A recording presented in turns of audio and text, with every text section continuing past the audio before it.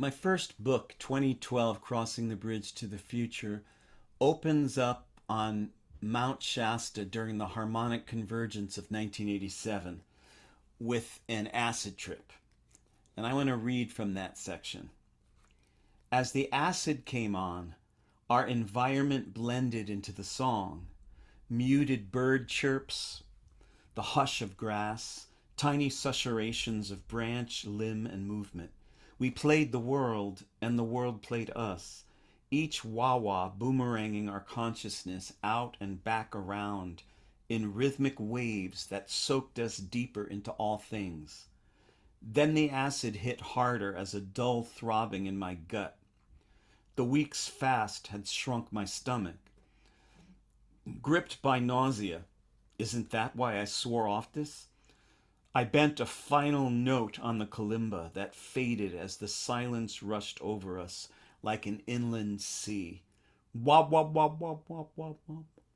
The women meandered away. My abdomen growled.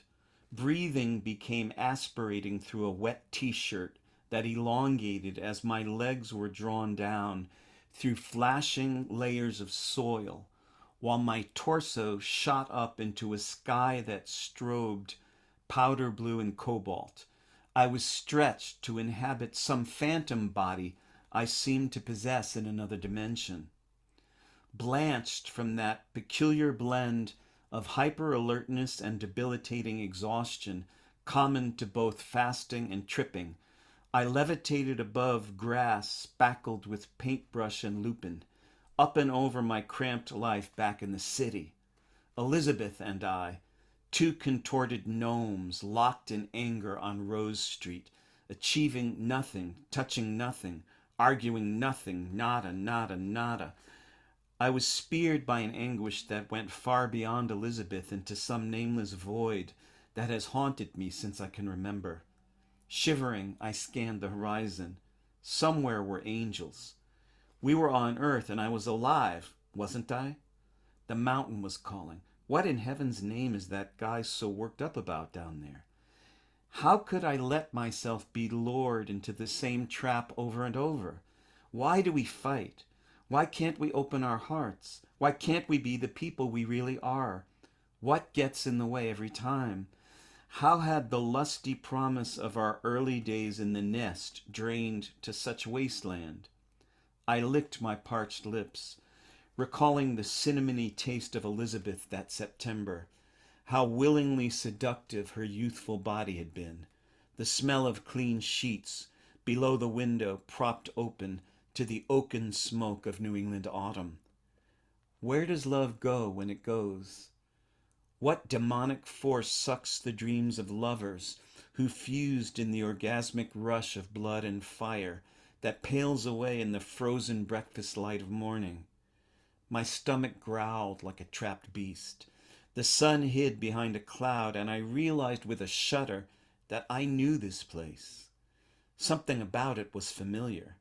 I'd glimpsed it in threshold moments, lightning flashes, hypnagogic states between waking and sleeping. This was a place I once inhabited. I'd seen it before. In fact, I'd seen all this before, even seen myself on the mountain, realizing I'd seen it. We are so much more than ourselves, said a voice.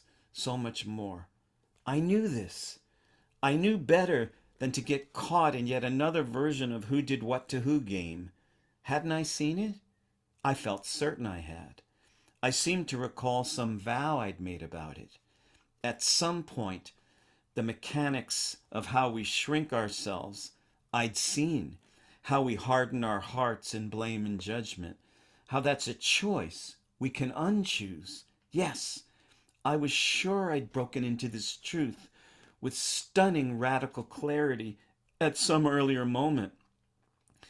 I dimly recalled sending myself a time release capsule, an auto-hypnotic suggestion to alert myself the next time I stumbled into the trap, but I couldn't recall the actual message. Then the capsule released, and I remembered. It's all meant to be. Everything. Every wrenching convolution of blame and judgment, every retreat into our own corner of the ring, every forgetting to be the love we are, every snarled up tangle of whatever, even all this is somehow supposed to be. We're not meant to remain pristine, virginal, pure, not meant to cling to angels. We're supposed to fall off the mountain. I couldn't remember why this was so, but I knew that it was.